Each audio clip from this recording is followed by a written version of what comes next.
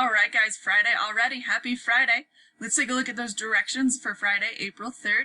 Our objective is the same from yesterday, so we are going to finish our mentor poetry and wrap up our poetry unit today.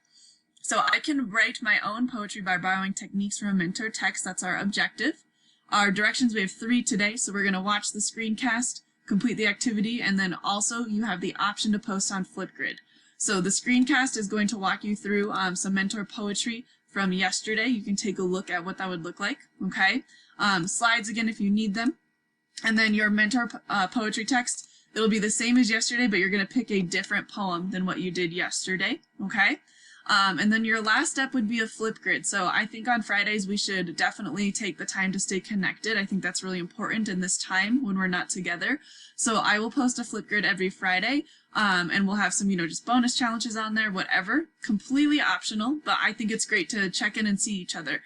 So on this Flipgrid, you'll have the choice to read some of the mentor poetry, maybe talk about a poem you like, and we'll add some silly things in, of course, but just a way to connect and kind of share your learning for the week, okay?